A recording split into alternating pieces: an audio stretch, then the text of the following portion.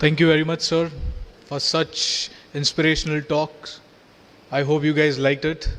And now I call upon the stage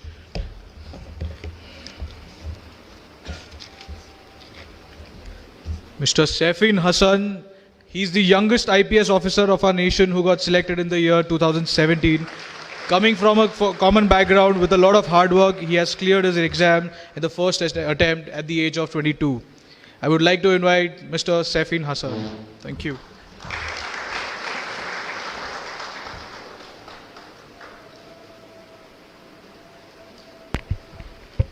check. तुम्ही सगळे कसे आहात? इतना ही आता है.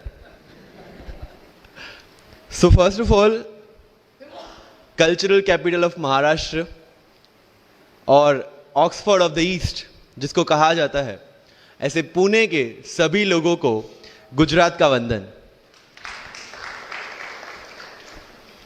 लास्ट प्लेयर, लंबी पारी खेलनी थी लेकिन टाइम हमारे पास बहुत कम है. जितना एसेंशियल है, जितना बहुत इंपॉर्टेंट है, उतनी ही चीज़ें मुझे बतानी है. सी, यूपीएससी हो या मैंने जीपीएससी क्लियर किया क्लास 1, गुजरात में रैंक 34 था. यूपीएससी क्लियर किया, rank 570, IPS, becoming the youngest IPS of Gujarat at such a early age. And then people come to you and बोलते हैं आप बहुत नसीबदार है, you are very lucky. I tell them in reverse, luck favors the brave. कोई अपना luck साथ में लेके नहीं आता, वो बनाना पड़ता है. अगर आपके पास रिस्क लेने का एटीट्यूड है, सी, मैं गुजराती हूं and we know the business, and business का एक ही फंडा है, higher the risk, higher the profit. So अगर 8:30 को आपका एक्सीडेंट होता है और 9 o'clock आप मेंस की एग्जाम देने जा सकते हैं, इंटरव्यू से पहले 1 महीने तक आप हॉस्पिटलाइज्ड है और उससे 1 वीक पहले आप दिल्ली जाके उसकी प्रिपरेशन कर सकते हैं, तो luck has to come with you. उसको आना पड़ेगा और आपको आईपीएस बनाना पड़ेगा. लोग बोलते हैं कि एक्सीडेंट के बाद आप जाके आए एंड ऑल, तो द सिंपल था कि मैं एग्जाम के लिए निकला, मेंस मेरा था, सुबह GS3 का पेपर था. 8:30 को मेरा स्कूटी स्लिप हो गया, मेरा लिगामेंट इंजरी हो गया, लेफ्ट हैंड में इंजरी था, सीट से ब्लीडिंग हो रहा था. लेकिन मेरे पास 2 ऑप्शन थे. मैं खड़ा हुआ, मैंने देखा, okay, my right hand is safe, and I decided I will go to the exam hall and write the exam. मेरे पास 2 ही ऑप्शन थे. या तो मैं वहां से उठ के रोने लगूं, यार मेरे साथ ही ऐसा क्यों हुआ, मेरा एक्सीडेंट हो गया, मेरा मेंस खराब हो गया, और हॉस्पिटल जाओ. या दूसरा ऑप्शन था कि मैं देखूं कि मैं 3 घंटे और सर्वाइव कर सकता हूं. हाँ, कर सकता हूं. मैं मेंस के लिए एग्जाम हॉल में गया. ये जितने भी फोटोग्राफ्स लगे हैं, सर ने जैसे बताया कि जितने भी इंसान सक्सेसफुल हुए, अगर आप उसकी लाइफ स्टोरी देखेंगे तो कहीं ना कहीं एक मोमेंट आता है जहां पे वो इंसान की जो स्ट्रगल है वो पीक पे हो जाते हैं. वो इस मोमेंट पे आपको डिसाइड करना है कि आपको वहां से यू टर्न लेना है या आपको वहां से आगे निकलना है. इन सब लोगों ने डिसाइड किया कि उनको वहां से आगे निकलना है. एंड दैट इज द फंडा ऑफ लाइफ. सक्सेस उन्हीं को मिलता है जो इस स्ट्रगल वाले मोमेंट से आगे निकलने की सोचते हैं. जब भी आपको लगे कि आपके सिर पे बहुत मुसीबत है, जब भी आपको लगे कि आप हर तरह से गिर चुके हैं, जब भी आपको लगे कि आपके पास कोई ऑप्शन नहीं है, तब एक चीज आप अपने दिमाग में लाइएगा कि यही मोमेंट है जहां से आपकी तकदीर बदलने वाली है.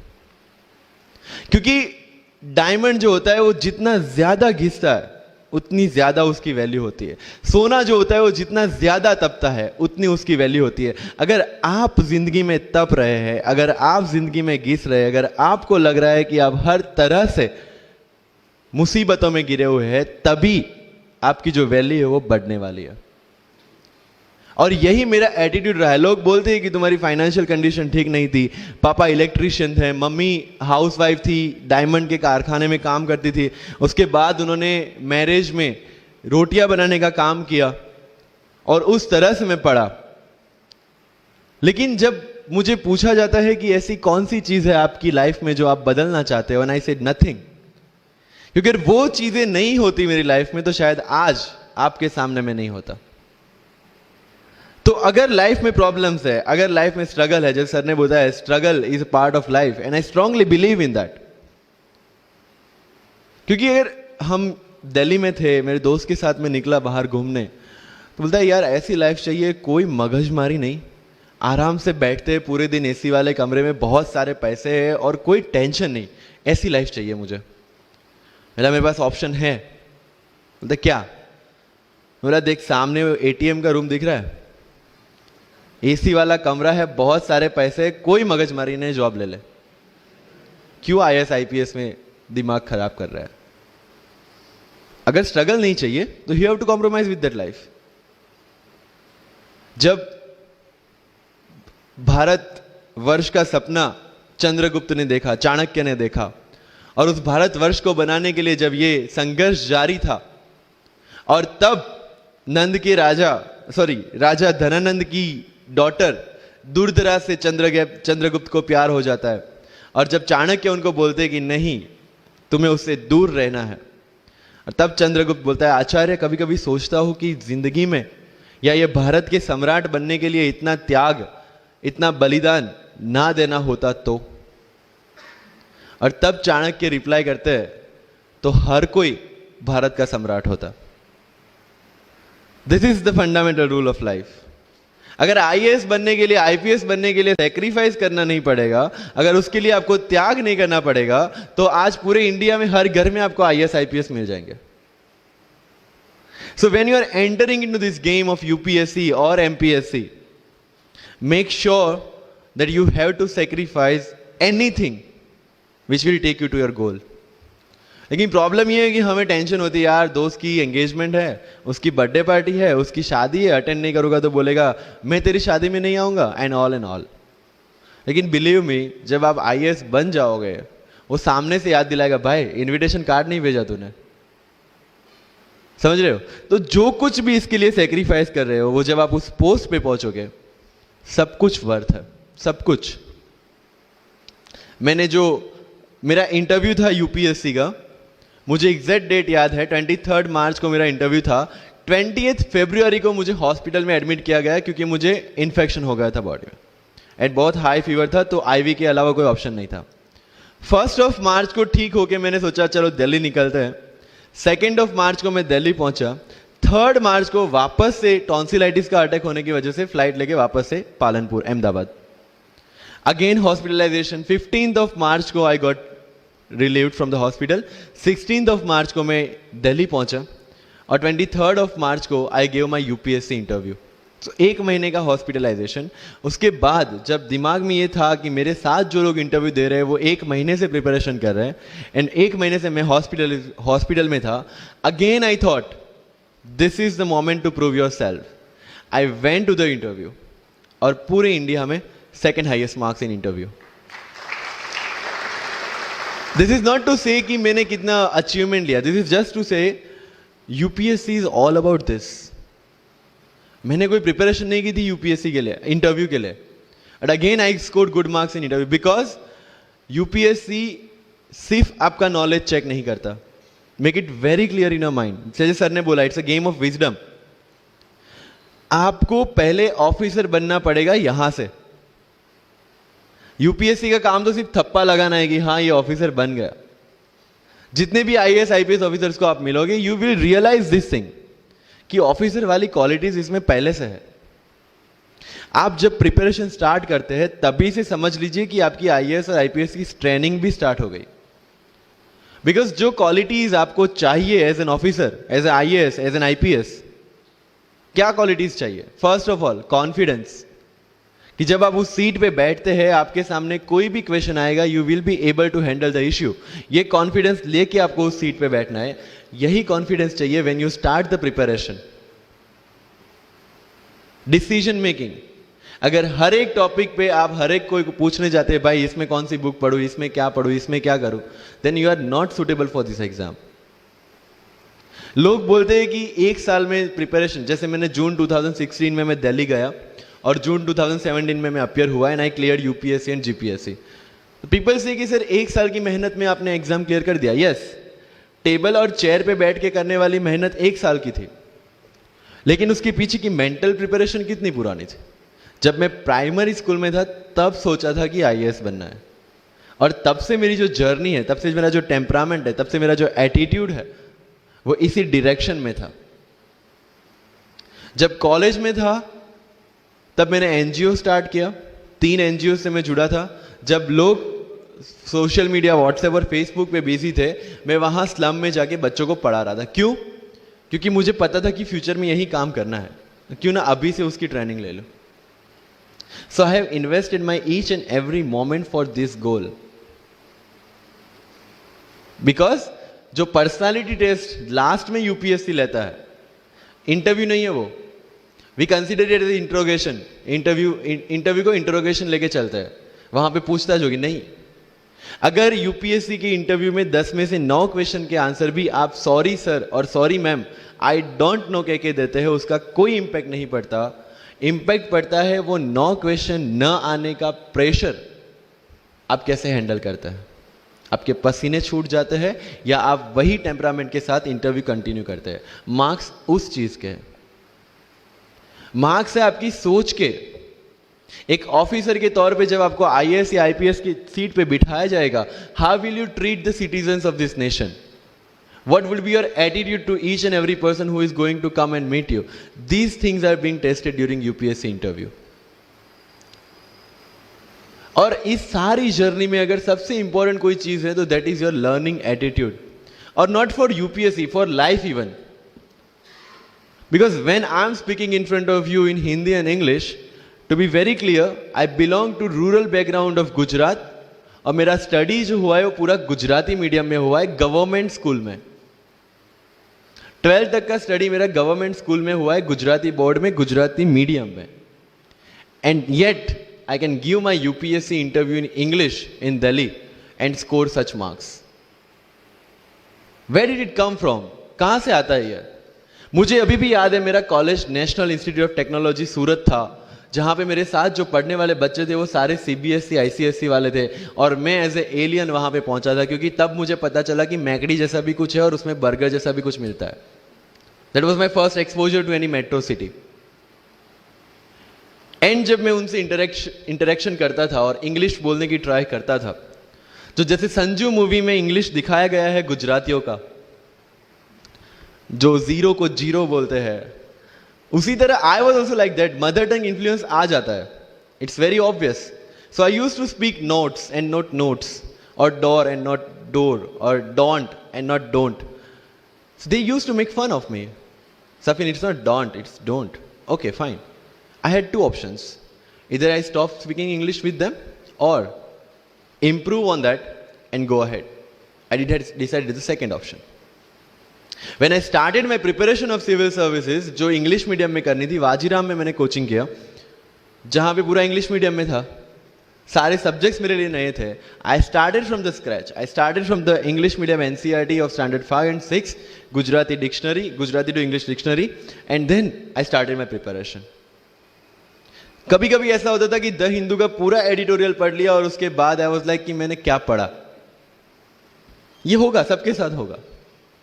बट उस जगह अगर आप टिक गए, उस जगह अगर आपने पेशेंस रखा, उस जगह आपने अगर सर्वाइव कर दिया, तो इस एग्जाम में भी सर्वाइव कर जाओगे। क्योंकि यूपीएससी की जो रेस है उसमें कभी भी कछुआ, कभी भी खरगोश नहीं जीतेगा। इसमें जीतने वाला ऑलवेज कछुआ ही होगा, जो स्लो बट स्टेडी रहेगा।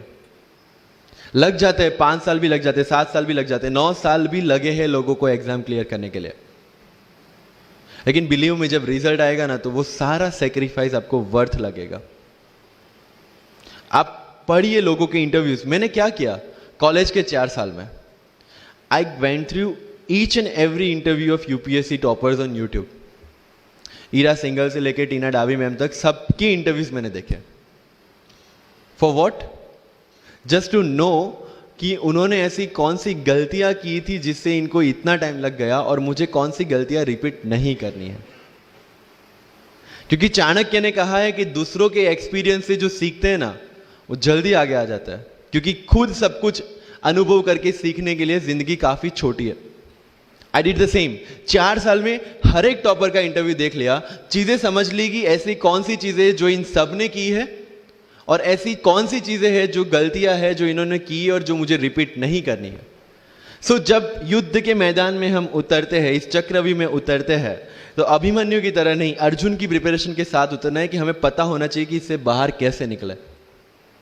I did the same. College के 4 साल इंटरव्यूज देखे, ब्लॉग्स पढ़े, समझा कि इसमें कॉमन मिनिमम क्या है।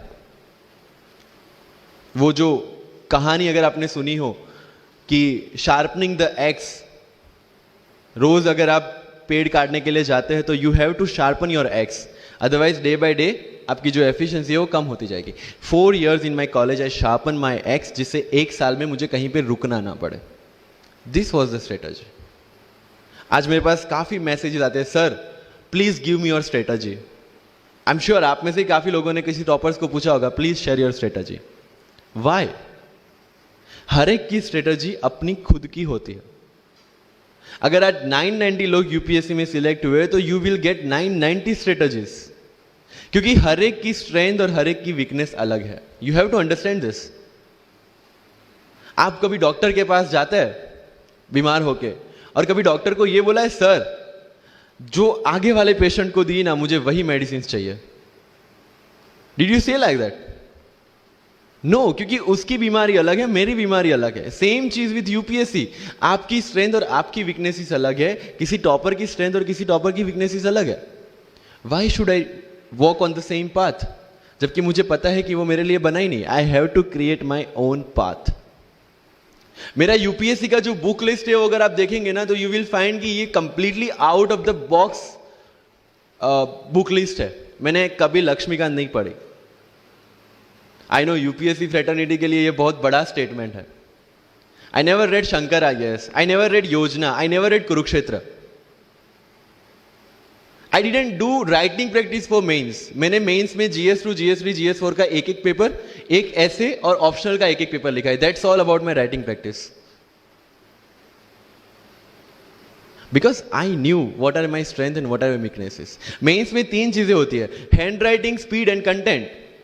When I was so sure about my handwriting and my speed, why should I waste my time on writing the papers? Instead of that, I focused on improving my content.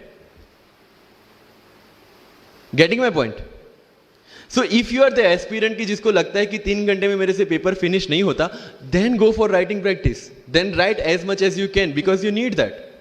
But किसी topper ने 50 paper लिखे हैं, 3 test series join किया है, इसलिए मुझे भी करना पड़ेगा। No, that is not the rule in UPSC. किसी ने ये टेस्ट सीरीज ज्वाइन की, मैं वहां चला गया, किसी ने वो टेस्ट सीरीज की, मैं वहां चला गया। No, you have to create your own path and this was the biggest part of my UPSC preparation. सुनो सबकी, करो मन की। This is applicability of your mind, क्योंकि आपकी स्ट्रेंथ, आपकी वीकनेस आपसे ज्यादा अच्छा कोई नहीं जानता। आपके पेरेंट्स भी नहीं, आपका सबसे क्लोज टीचर भी नहीं। आपको 3 बार चीजें पढ़ के समझ में आती है, किसी को 5 बार पढ़ के समझ में आती है, किसी को 1 बार समझ में आ जाती है। But I want follow the same path जो आगे लोगों ने फॉलो किया है। वो मेरे लिए बना ही नहीं है। I have create my own path. Getting my point? Yes और नो? सो जो मजदूरी है वो सड़क पे एक इंसान 12 घंटे गड्ढा खोद के भी करता है, और एक टॉप कंपनी का सीईओ भी 12 घंटे दिमाग चला के मेहनत करता है। लेकिन how he is different from that person on the road? Because he uses his mind. In UPSC we are suppose to do the same. मुझे पता चला कि भाई लक्ष्मीकांत मेरी मेंस की रिक्वायरमेंट फुलफिल नहीं करता। प्रीलिम्स जैसे सर ने बताया was not in to consideration. I know कि उसमें सिर्फ एक ब्रिज क्रॉस करना है, एक हर्डल क्रॉस करना है। अगर मैं प्रीलिम्स में 180 भी लेके आया, 190, इवन 200 भी लेके आया, तो मेंस में तो मैं सबके बराबर ही खड़ा हूं। Why to waste your time and energy on something which is just qualifying? Instead of that, put your focus and energy to something, mains and interview, कि जिसकी वजह से आपको सर्विस मिलना है। Good marks in mains ensure that you are in the list. Good marks in interview ensure that you get the service of your preference. Prelims is about quality. Mains is about quantity. Prelims में always मेरा target एक ही था, जो भी test में देता था, जो भी मैं सॉल्व करता था, I just need to cross 120, that's all. जितना सेफली मैं 120 क्रॉस कर लेता था, I put the paper aside, क्योंकि आज तक यूपीएससी का कट ऑफ कभी 120 से ऊपर गया नहीं और जाने वाला नहीं है। That was very clear in my mind. So minimum risk लेके मैक्सिमम आउटपुट लेना वो प्रीलिम्स का काम था, एंड उसके लिए आपको सिर्फ प्रैक्टिस ही चाहिए. As sir said, there is no separate preparation for prelims. What I did, जनवरी तक मेंस ओरिएंटेड प्रिपरेशन, फरवरी से I started test series. Vajiram में जनवरी से टेस्ट सीरीज स्टार्ट हो जाती है. I started test series, I started revising the things, and then prelims आ गया, दे दिया, खत्म. Even I am telling you, 27th of April को मेरा रिजल्ट आया सिविल सर्विस 2017 का. I got 570 rank. I was sure that I get IPS, but again that IAS वाली चीज़, तो फॉर्म फिलअप किया हुआ था. आई एम लाइक ओके चलो दे देते आई. सो 15-20 दिन तो सेलिब्रेशन में निकल गए. रिजल्ट आया, IPS बन गए, अच्छा है, चलो सही. बाकी बचे थे मेरे पास 1 वीक 1.5 वीक, जिसमें से मेरे पास पढ़ना, तो पढ़ूँ क्या. आई टुक विजन 365, जिसमें से मैंने पढ़ना स्टार्ट किया, वो भी not with full heart you know, क्योंकि एक बार जो आपका सेलिब्रेशन चल रहा है, एक सेंस ऑफ सिक्योरिटी आ जाती है. मैंने जैसे तैसे किया, लेकिन विजन में से इस बार कुछ पूछा नहीं, किसी में से कुछ नहीं पूछा 2018 में तो. But still I clear the prelims based on the last year preparation. मेरे साथ जिन्होंने 2018 की प्रिपरेशन की थी, जो 12 साल से 18 के लिए जो लड़ रहे थे, they couldn't clear the exam. Why? Because prelims is just a mind game. You have to understand that. सबसे अच्छी बात प्रीलिम्स में ये है कि आंसर आपकी आंखों के सामने है, जो मेंस और इंटरव्यू में नहीं है. So it's the most safest game. You just need to understand the trick which UPSC follows, where it can misguide you. तो अगर आपने UPSC के पिछले 15-20 साल के पेपर आपने देख लिए हैं, तो आपको समझ में आ जाएगा कि यहां पे गड्ढा है. अगर UPSC ने इस टाइप का स्टेटमेंट रखा है, तो you have to be careful about this. But होता यह है कि हम विजन वाजीराम की टेस्ट सीरीज करके जाते हैं, हमारा माइंडसेट उस हिसाब से बन गया है, and then we try to attempt UPSC. So मेरा स्ट्रिक्टली एक ही चीज आपको कहना है कि अगर आपका प्रीलिम्स जून में है, तो मिड ऑफ मई तक सारी टेस्ट सीरीज खत्म कीजिए. लास्ट 15 डेज में सिर्फ UPSC के प्रीवियस ईयर के पेपर्स कीजिए, तो आपका जो माइंडसेट है वो UPSC एंगल से सेट हो जाएगा. फिर you will not target the prelims exam from Vision और Vajiram point of view, you will do it from UPSC point of view. This is mind game. See, this can not be taught in any class, और this can not be written in any book. This you have to understand by your self. Wisdom जो sir ने बोला, अगर 5 लाख लोग prelims में बैठते हैं और 15,000 क्वालिफाई करते हैं, what is different with those 15,000? There are certain keys जो आपको पकड़नी है प्रीलिम्स के लिए. Test series is a practice test. हम क्या करते हैं, टेस्ट सीरीज दे दिया, मार्क्स देख लिए, खत्म. No, that is not for your evaluation, that is part of your learning process. What I used to do sir, कि वाजीराम का जब टेस्ट खत्म होता था, मैं घर पे आके खुद उसकी की बनाता था. How does it help you? It helps me to understand the entire topic again. 1 to 100 question, 100 topics, again you are revising. Key में क्या होता है, जो 4 ऑप्शन दिए उसके इर्द गिर्द ही पूरा सॉल्यूशन देता है. जब आप गूगल पे पढ़ते हैं, you understand the whole topic again. तो अगर सेम टॉपिक में से कोई और क्वेश्चन भी आ जाता है, you already revise the things. This is how you'll practice for prelims. अगर कहीं पे भी टाइम इन्वेस्ट कर रहे हो, you have to get optimum output out of that. लोग करंट अफेयर्स के नोट्स बनाते हैं न्यूज़पेपर पढ़ के. I never made any notes. Why? जब कोचिंग क्लासेस इतना पैसा दे के उनके लोगों को बिठा के न्यूज़पेपर में से, PIB में से, PRS में इतना अच्छा मंथली मैगजीन प्रिपेयर करते हैं, what is the need for me to write down the same thing again in my notes? उससे बेटर है कि मैं वो मंथली मैगजीन बार बार रिवाइज कर लूं. वाजीराम में एक सिस्टम है, 500 लोगों का क्लास होता है. अगर आपको फ्रंट रो में बैठना है, तो you have to go 1 hour early. So मैं 1 घंटे पहले जाता था, लेकिन 1 घंटे पहले जाके लोग वहां क्या करते थे, they started discussing the things जिनके बारे में उनको खुद को पता नहीं होता. What I used to do, putting on my headphone, taking the monthly magazine and going through the sections 1 by 1. 1 साल मंथली मैगजीन को 1 घंटे वहां बैठ के ही रिवाइज किया है. No extra time for that. और इसी हिसाब से प्रीलिम्स के पहले मेरे मंथली मैगजीन 5 बार रिवाइज हो चुके थे. That give you the confidence to go for the prelims exam. Revision. हर बार क्या होता है, प्रीलिम्स में जाते हैं, एक क्वेश्चन देखा, 2 ऑप्शन पता है, 2 ऑप्शन नहीं पता है. होता है UPSC में, इट्स वेरी कॉमन. 2 ऑप्शन पता है, that means you have read that topic. 2 option नहीं पता, that means you lack clarity on that topic. ये डिलेमा वाले क्वेश्चंस जितने कम, आइदर आपको आता है और नहीं आता है, दैट्स ऑल. जितने ज्यादा क्वेश्चंस में डिलेमा, उतना आपका रिवीजन ज्यादा चाहिए, उतनी आपकी क्लैरिटी कम है. This is simple test for checking out कि आपकी प्रिपरेशन कहां तक पहुंची है. जब भी टेस्ट लेके बैठो, टॉपिक है, अगर पढ़ा हुआ है तो यू मस्ट नो एवरीथिंग. अगर नहीं पढ़ा है, that's not the issue. See, you just need to score 60% or 70% in prelims. Same thing, 50% in mains. So there is no one who can clear the 100% syllabus of UPSC. आज तक UPSC, GPSC दोनों first attempt में clear करने के बाद भी, if I am asked something from medieval India, I don't know anything. पढ़ा ही नहीं, मैंने स्किप कर दिया. मुझे पता है कि अगर 2 क्वेश्चन पूछते हैं प्रीलिम्स में, why to invest such a time on that instead of मैं पॉलिटी और इकोनॉमी का रिवीजन ना करूं जिसमें से श्योर क्वेश्चन आने हैं, या फिर मैं इकोनॉमी और एनवायरमेंट ना पढ़ूं जिसमें से 15-20 क्वेश्चन श्योरली आने हैं. Why to waste some time on something which is very uncertain in exam?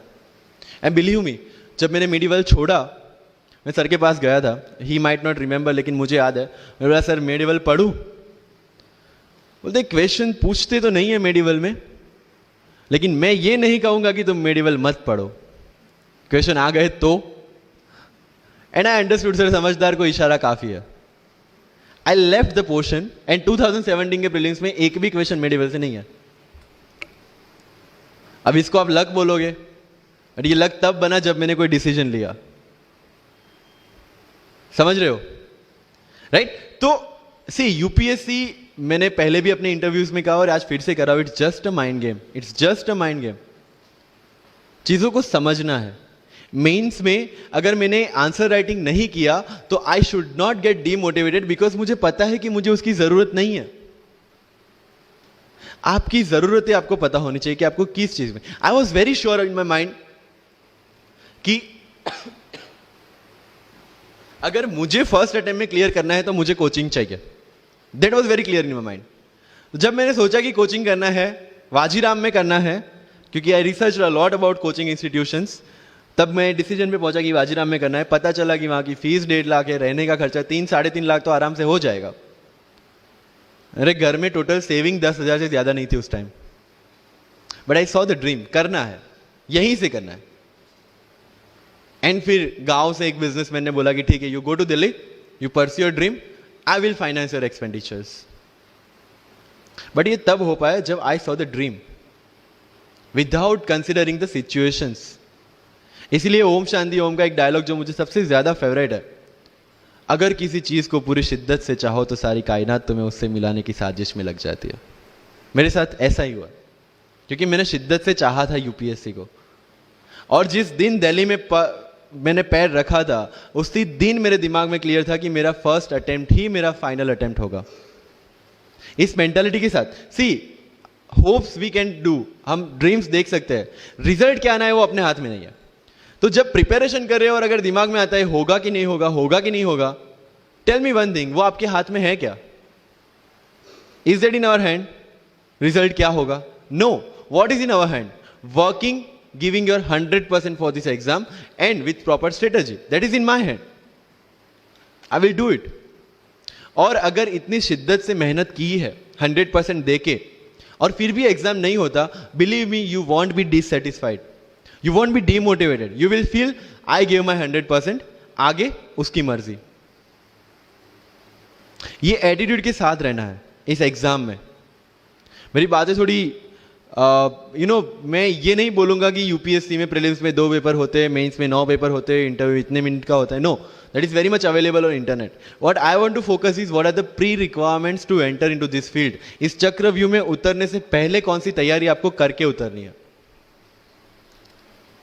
And the very first and most important is confidence. मुझे याद है मेरे क्लास में एक स्टूडेंट था हु वॉज अ डॉक्टर. वो प्रिपरेशन कर रहा था. जब भी क्लास में कोई भी क्वेश्चन पूछा जाता था ना, he was always ready to answer. कोई भी, irrespective of the subject, irrespective of the faculty, answer उसके पास रेडी था. एंड माई फ्रेंड्स आर, भाई he is so talented, so intelligent, हमसे कैसे हो पाएगा? I mean like, why do you जज your self based on his own parameter? UPSC में एक वैकेंसी नहीं है, देयर आर 1000 वैकेंसीज. अगर वो एक भी लेगा तो 999 है हमारे लिए. Why to think about that one seat? and he couldn't clear the prelims of that year, even 2018 wala bhi. So understand this, it's not about your intelligence, it's not about how much you know, it's about how well you can express the things. So अगर mains में questions के answer लिखने हैं, facts facts facts लिख के आ जाओगे, you will feel that you won't get selected in exam. Because it's about understanding, you have to connect the links. Current affairs में अगर कुछ पूछा है तो उसको बेसिक्स के साथ आप कैसे कनेक्ट कर रहे हैं. अगर ज्योग्राफी में कुछ पूछा है तो हिस्ट्री के साथ आप कैसे कनेक्ट कर सकते हैं. हिस्ट्री में कुछ पूछा है तो इसको इकोनॉमिक्स के साथ, सोसाइटी के साथ कैसे कनेक्ट कर रहे हैं. These are the things you need to learn in UPSC. But इन सारी चीजों के लिए, whether you appear for prelims, whether you appear for mains, or whether you appear for interview, one thing is very much needed, that is your confidence. और कहाँ टूटता है ये confidence? If I am reading current affairs for vision IAS और मेरा दोस्त insight लेके बैठा है, तब मेरे में इनसिक्योरिटी आ गई, यार ये इनसाइट पढ़ रहा है, मैं विजन कर रहा हूं, कहीं छूट गया तो. आपने इनसाइट स्टार्ट किया, फिर कोई नेक्स्ट IAS का लेके आ गया, यू विल फील लाइक यार नेक्स्ट IAS करना पड़ेगा. उसने नेक्स्ट IAS, आपने नेक्स्ट कोई वाजीराम लेके आ गया. कहां पे भटकेंगे? You have to stick to one resource, क्योंकि यूपीएससी का सिलेबस सेम है, हर एक क्लासेस का मटेरियल सेम है. डिफरेंस कहां आता है कि 10 बुक लोग एक बार पढ़ते हैं, एक बुक आप 10 बार पढ़ रहे हैं. मुझे याद है जब मैं ये 1 घंटे में वाजीराम का करंट अफेयर्स पढ़ता था, वहां पे बैठ के everybody was with Vision IAS current affairs, but I was very much clear कि विजन के करंट अफेयर से they can clear the prelims, but mains का कंटेंट नहीं मिलेगा. जो मैं पढ़ रहा था that was specifically design for mains, and I could like I continued this Vajiram without getting affected what other people are doing. Coaching में भी ये सेम होगा. Your classmates will be doing something, you will be doing something. जब लोग ने लक्ष्मीकांत नहीं किया, I didn't do Lakshmikant, I didn't read Yojana, I didn't read Kurukshetra, but I was so sure about my mind कि इसकी जरूरत नहीं है. योजना में करते क्या है, किसी एक टॉपिक के जितने भी करंट इनिशिएटिव है गवर्नमेंट के, उसको बना के एक पूरा मैगजीन बना दिया. When you are reading the newspaper, when you are watching the Rajya Sabha TV, when you are reading the monthly magazines, जो सारी करंट अफेयर्स को ही कवर कर रहा है, तो उसी चीजों को उन्होंने सेग्रीगेट करके अलग दिया है. अब उसमें आप 3 घंटे अलग से वेस्ट करो. उससे बेटर है कि वो 3 घंटे उसी चीजों पे डालो जहां पे आपने ऑलरेडी पढ़ रखा है. So with minimum material, minimum required material, you have to give your optimum output. Multiple resources ले जाने का कोई मतलब नहीं है. You will be confuse. And जो फर्स्ट टाइमर्स है उनके लिए बोल रहा हूं कि your first attempt, your best attempt, क्योंकि आपके पास लिमिटेड होता है. क्या होता है, ज्यादा पढ़ के जाते हैं ना जब मेंस में, ये लिखूं वो लिखूं ये लिखूं, उसी में कंफ्यूज. उसमें आता ही बहुत लिमिटेड है, लिखना भी लिमिटेड ही है. Right? So it's about your limited knowledge with maximum understanding. अगर किसी चीज को आप समझते हैं तो उसको अच्छी तरह से सारे डायमेंशंस को ध्यान में रखते हुए समझ लीजिए. That's all. मैंने जब यूपीएससी के बेस पे जीपीएससी का एग्जाम दिया, Gujarat public service commission class 1, तो मैंने कोई जीपीएससी के लिए अलग प्रिपरेशन नहीं किया था. जो यूपीएससी का प्रिपरेशन था उसी के दम पे जीपीएससी का एग्जाम दिया. लेकिन सिलेबस कितना टारगेट किया, जो दोनों में कॉमन था. उस कॉमन सिलेबस के बेस पे मैं गुजरात में ऑल गुजरात रैंक 34 ला पाया. And one more interesting thing is that I did my entire preparation in English from scratch to the end in Vajiram, which is English medium institution. I wrote my mains in Gujarati, entire mains, with Gujarati literature as an optional subject, for which I didn't prepare in Delhi. See the level of uncertainties. But that was well designed according to my strength and my weaknesses. I knew कि मेरा schooling Gujarati medium में हुआ है. The way I can express in Gujarati, I cannot express in English. And UPSC mains is all about ethics, essay and optional, in which you have to write your own thoughts. Why should not I join Gujarati medium? Preparation English में था, लेकिन वो किस लिए था? To understand something. Once you have understood something, you can represent in English as well, Gujarati as well, Hindi as well. So medium का तो कोई क्वेश्चन यूपीएससी में कहीं पे भी नहीं आता है, believe me. If you have understood the things well, you can represent in any language. And UPSC don't see your fluency and accuracy in the language. It sees your clarity and the way you express the thoughts. So never ever be confused about your medium of exam. Choose the medium जहां पे आपको लगता है कि आप अपना 100% दे सकते हैं. और अगर फिर भी confusion है, take a essay topic, write down one essay in Marathi or Hindi or whichever language you are confused with, and write the same topic in English. Get it evaluated by yourself only and see where you have given your 100% and optimum output. That is your language which you can choose for the mains. That's all.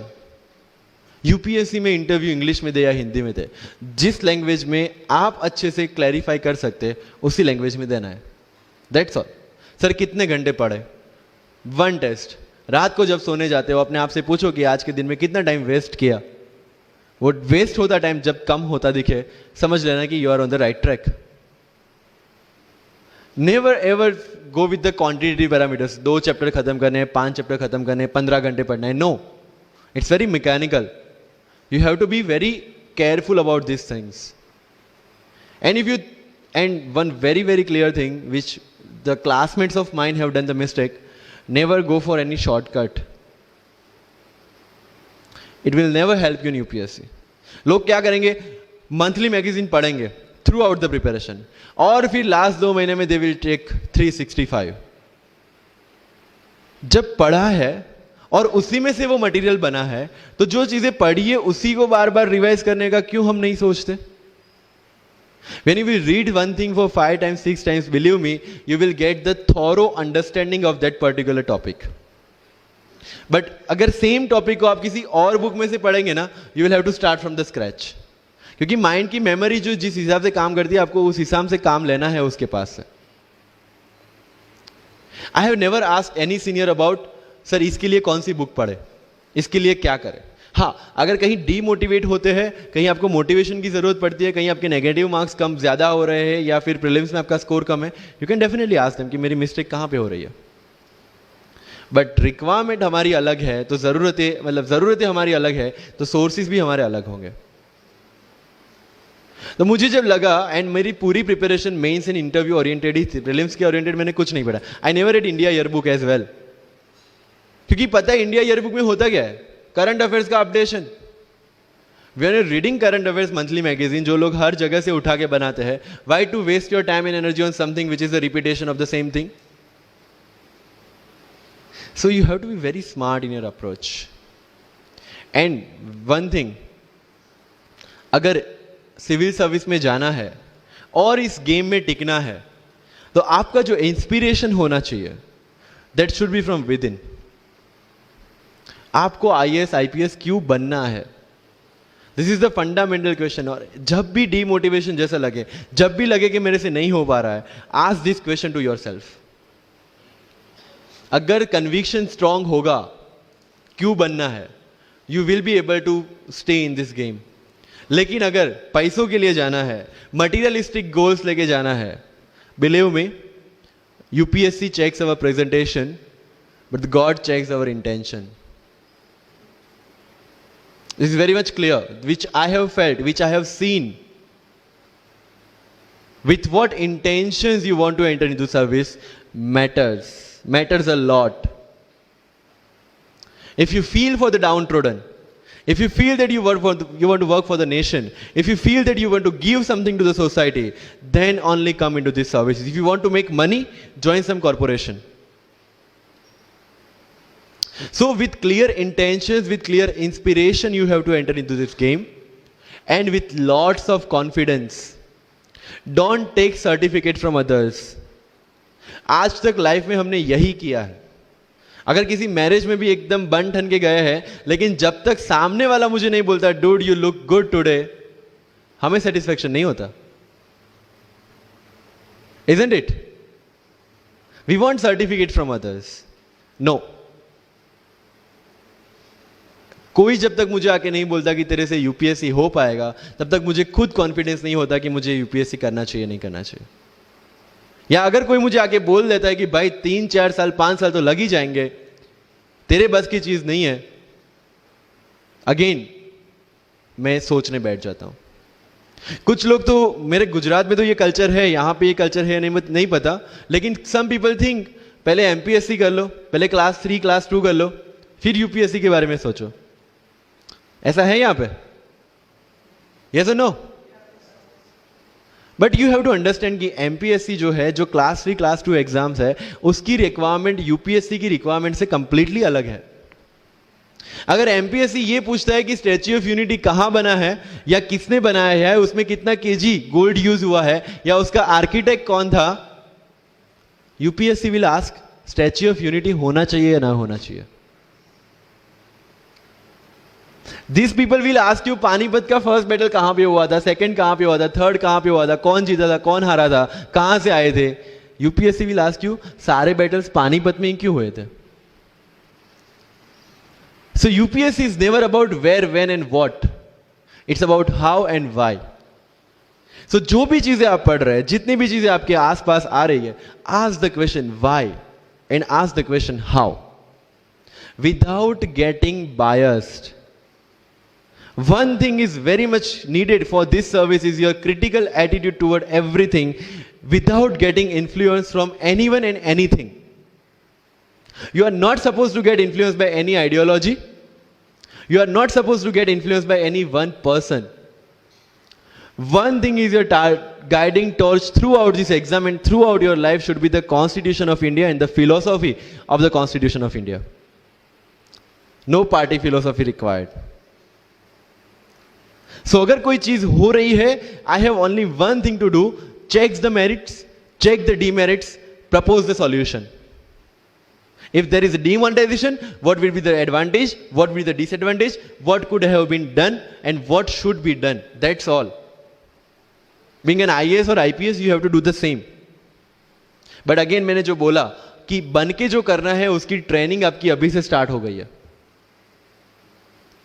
किसी व्यक्ति विशेष के influence में आके या किसी विचारधारा के influence में आगे अगर आपने ये एग्जाम की प्रिपरेशन स्टार्ट की, believe me, you are not going to score good in this exam.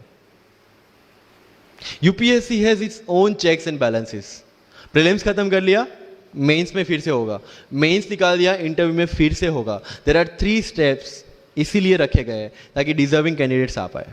And if you have any reservation in your mind कि अगर मैंने मराठी मीडियम में रह के पढ़ाई की है, या मेरा फैमिली बैकग्राउंड अच्छा नहीं है, या मेरी एज ज़्यादा हो गई है, या मैं वर्किंग प्रोफेशनल हूँ, उसके साथ में कैसे एग्जाम करूँ, हर एक प्रॉब्लम के लिए we have the solutions and we have the examples जिन्होंने अलग अलग तरीके से प्रिपरेशन की है. All India rank 2 Anu Kumari madam 1.5 साल 2 साल के लिए अपने 2.5 साल के बच्चे को अपने से दूर रख के प्रिपरेशन किए at the age of 31 and she could become the IAS. या you can take the example of Ummul Kher कि जिसको 8वीं क्लास में घर से निकाल दिया ये बोल के कि हमारे घर में बच्चियां 8वीं से ज्यादा नहीं पढ़ती, और उसी झोपड़पट्टी में रह के उसने पढ़ाई की, बच्चों को ट्यूशंस दिया, 3 दिन 4 साल पुरानी रोटियां खाई, और उसके बाद भी जवाहरलाल नेहरू यूनिवर्सिटी में से PhD करके फर्स्ट अटेम्प्ट में यूपीएससी में ऑल इंडिया रैंक 400 समथिंग लेके आज शी इज डूइंग IRTS की training. And with the genetical disorder की उसके जो बोन डेंसिटी वो काफी कम है, तो आज तक 16 से 17 तो उनके ऑपरेशन हो चुके हैं. Do we have any kind of limitations like this? कोई जेनेटिक डिसऑर्डर या घर से निकाल दिया गया हो या खुद मजदूरी करके पढ़ना है? No. Then what are the problems? All problems are here. अगर मैंने ये सोचा होता कि अब एक्सीडेंट हो गया, मेरे से नहीं लिखा जाता, तो नहीं लिख पाता मैं. मुझे किसी ने पूछ लिया कि सफीन हसन के अचीवमेंट्स इतने हैं, इतना सब कुछ मतलब पा लिया है, what is the failure in your life? And I said there is no failure in my life, there are certain experiences in my life. If you want to make it success और failure, it's in your mind. अगर किसी चीज आपके साथ कुछ हुआ, उसमें से सीख के आगे बढ़ने का एटीट्यूड आपके पास होगा, UPSC is all yours. So वही चीज जो कहावत है, deserve before you desire. If you want to be in civil service, you have to deserve for that. If you want कि आपके घर में फॉर्च्यूनर हो, तो पहले फॉर्च्यूनर रखने की जगह होनी चाहिए. In simple words, right? So if you want to be in civil services, you have to develop that mindset. मेरा अगर यूपीएससी का इंटरव्यू आपको पढ़ना हो तो it's available on my Facebook में, मेरा फेसबुक अकाउंट पे थोड़ा स्क्रॉल करके अगर जाओगे, it's Safin Hasan, SAFIN HASAN, उसमें अगर आप नीचे जाओगे you will find the PDF जिसमें क्या क्वेश्चंस पूछे गए और उसके क्या आंसर मैंने दिए, everything I have written down. I was asked about Islam, casteism in Islam, why it is still persistent in Islam, why there is a university called Aligarh Muslim University and another is Banaras Hindu University, what is the relevance of madrasa system, what is fatwa, everything from Islam. Not because they want to do something, some bias with me or something like that. They just want to check कि अगर इस इंसान को हम IAS या IPS के post पे बिठाते हैं, whether he will treat the person as a citizen of India or member of any one particular community. And that's why I could score 204 in UPSC interview. Because I could satisfy them. And this is not because I could score, this is the requirement of this job. अगर आपको लगता है कि being मुस्लिम आपके साथ कुछ distinguish behaviour किया जाता है, मुझे ये क्वेश्चन पूछा गया. मेरा एक इंटरव्यू है जिंदगी विथ रीचा में, जो अंसार भाई का काफ़ी वायरल हुआ था. Same Richa Anirudh also took my interview. She asked me this कि when you belong to Gujarat and when you are an IPS officer, कहीं ना कहीं दिमाग में 2002 आता है और उसके बाद आपको कहीं लगा कि बीइंग अ मुस्लिम आपके साथ कहीं पे कोई भेदभाव हुआ है या कोई डिस्क्रिमिनेशन हुआ है. And I simply said no, I never felt like that, because मेरे दिमाग में कहीं पे डिफरेंशिएशन या डिस्क्रिमिनेशन नहीं है. It's always here. If I treat people differently based on the religion और the caste, I will see how people behave with me from that angle only. But if I am treating everyone equally, if I have no bias in my mind, I will not see biasness or this kind of discrimination anywhere. If you want to enter into this service, this is the first and foremost requirement that you have the secular outlook, secular thinking, and thinking as per the Constitution of India. That's all. So जो मैं deserve before you desire की बात कर रहा हूँ वो यहीं से शुरू होती है. एक IPS और IAS बनने के बाद आपको जो चीज़ें करनी है वो आपको यहीं से इम्बाइब करना स्टार्ट करना पड़ेगा. You can not go to each and everyone and ask इसके लिए क्या करूँ, उसके लिए क्या करूँ. You have the internet, find your questions and find your answers by yourself. When you will become an IAS, tell me one thing, collector का charge मिला आपको, कोई क्वेश्चन आया, you will go to 10 people and ask इसमें क्या करना चाहिए. No, you have to take the decision and act on that. Being an IPS आपको कहीं पे मोब हैंडल करने जाना है, you can not ask your subordinates your constable भाई इसमें क्या करूं. You have to take decision. That decision making starts from here. मैं लक्ष्मीकांत पढ़ूं, DD बासु पढ़ूं, सुभाष कश्यप पढ़ूं या किसी कोचिंग के नोट्स पढ़ूं, you have to decide by your self according to your requirement. मैं द हिंदू पढ़ूं या इंडियन एक्सप्रेस पढ़ूं, मुझे जो चीजें ज्यादा समझ में आती है I read that thing. News तो सेम ही है, राइट. मुझे जो चीजें समझ में आती है और यूपीएससी का जो रिक्वायरमेंट है, ये दोनों चीजें मुझे ध्यान में रखनी है. So with this 50 minutes of कथा, I will take 5 to 6 question from your side. But last but not the least जो मुझे बताना है, and not for UPSC GPSC, for the entire life, कि जितने भी कंप्लेंट्स आपकी लाइफ में है, मैं यहाँ से आता हूँ, मेरे पेरेंट्स ये करते हैं, मैं वो करता हूँ, मेरा इंग्लिश अच्छा नहीं है, मेरा मैथ्स अच्छा नहीं है, ये सारे हमने अपने आप को दिए हुए एक्सक्यूजेस हैं. You have to find the solution by yourself. अगर इंग्लिश नहीं आता है, I can start with the 5th standard book. और 5th standard बुक से भी शुरुआत करने में अगर मुझे अपना ईगो बीच में आ रहा है, then I can not learn it at any stage of my life. Start with the 5th standard book. Start listening English, start speaking English. अगर बोलने में शर्म आती है, अपने मोहल्ले के किसी 3-4 बच्चों को जो 1st, 2nd standard में, उनको उठाओ और उनके साथ बातें करो. उनको वैसे भी समझ में नहीं आ, और अपने को वैसे भी पता है अपन क्या बोल रहे हैं. Getting my point. तो अगर वहां पे भी अगर ईगो बीच में आ रहा है, start doing like this. Start speaking. मैं 11th-12th में था, मुझे पता था मेरा इंग्लिश कैसा है, फिर भी I used to speak English, क्योंकि मुझे पता है सामने वाले को तो वैसे भी समझ में नहीं आ रहा है. अगर किसी मूवी में इंग्लिश डायलॉग सुन लिया, पूरा दिन मेरे दिन मतलब जहां पे भी कोई भी बात करूंगा मैं वहां पे वो डायलॉग घुसाऊंगा. This attitude should be there. अगर आज हिस्ट्री में से या एनसीईआरटी से 5 ऐसी चीजें आपने नहीं सीखी है, try to think upon that, try to ponder over that. ये मराठा साम्राज्य वाली जो नोट्स दी थी, try to make the summary out of it कि कोई भी एडमिनिस्ट्रेशन को अगर टिकना है तो क्या क्या जरूरी है, किसी एम्पायर को अगर बनना है तो क्या क्या जरूरी है, कहां पे उन्होंने मिस्टेक की. They should have focused on the consolidation rather than expansion. They focused on the expansion rather than consolidation. And that is where they made the mistake. Till the time of Akbar, it was same. But later on, that consolidation comes into picture. UPSC में भी same है. Consolidate what you have read and then go for the expansion. अगर NCERT पढ़ी है तो उसको consolidate करोगे, इसमें से क्या निकला, then go for the Bipin Chandra advance books. Getting my point? So अगर आपको भी आपका यूपीएससी का एम्पायर मजबूत बनाना है, then go for the consolidation first and then go for the expansion. तो लाइफ में जो मैं कंप्लेनिंग एटीट्यूड की बात कर रहा था, वो कंप्लेनिंग एटीट्यूड आपको कहीं पे भी नहीं ले जाएगा. You have to put all your complaints aside, start preparation. क्योंकि आज तक दुनिया यह मानती थी कि एक भी शब्द बिना बोले हम अपनी बात एक्सप्रेस नहीं कर सकते. तब हमारे साथ थे चार्ली चैपलिन, जिन्होंने एक भी शब्द बिना बोले सारी दुनिया को एंटरटेन किया. आज भी दुनिया जब यह मानती है कि सिर्फ औरतें अच्छा खाना बना सकती है, हमारे सामने संजीव कपूर, जिन्होंने पूरी दुनिया को भारत का स्वाद चखाया. आज भी अगर दुनिया यह मानती है कि अकेले इंसान से कुछ नहीं हो सकता, हमारे सामने महात्मा गांधी जो अकेले चले थे और पूरा देश उनके पीछे चला था. आज भी दुनिया अगर यह मानती है कि धनवान बनने के लिए धनवान घर में पैदा होना जरूरी है, हमारे सामने धीरूभाई अंबानी, जिन्होंने पूरी दुनिया को एक सपना दिखाया, कर लो दुनिया मुट्ठी में. और आज रिलायंस इंडस्ट्री वर्ल्ड की और इंडिया की सबसे बड़ी इंडस्ट्री है. आज भी दुनिया अगर यह मानती है कि हम कम एज, ज्यादा एज में कुछ नहीं कर सकते, हमारे सामने अमिताभ बच्चन, जो आज भी एक साल में 3 ब्लॉकबस्टर मूवीज देते हैं. अगर आप ये मानते हैं कि सिविल सर्विस में आने के लिए आपका बैकग्राउंड होना जरूरी है, आपके सामने Shahrukh Khan without any background आज भी बॉलीवुड का बादशाह है. अगर आज तक दुनिया ये मानती थी कि हम सिर्फ धरती पे रहने के लिए बने हैं, हमारे सामने नील आर्मस्ट्रॉन्ग जो चंद्र पे जाके आए, आज तक हम ये जानते हैं कि हम क्या है, हम क्या बन सकते हैं, ये जानने का टाइम शुरू होता है अब. Thank you so much.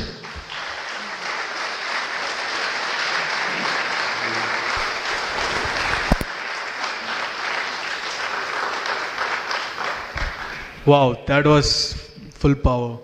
Thank you very much, sir. So, yeah, so I would request all my volunteers to come around, and also we would like to present some Thanksgiving memento to our beloved guests. And yeah.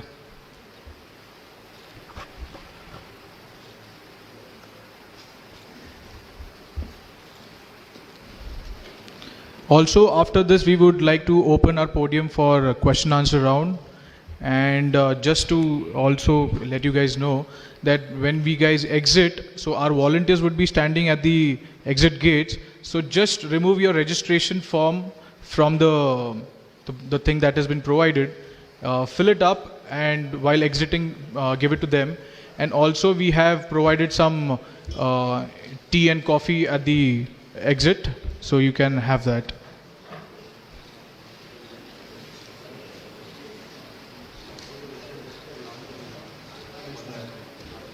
Okay, so you can just drop your registration form at the registration desk while going. Yeah.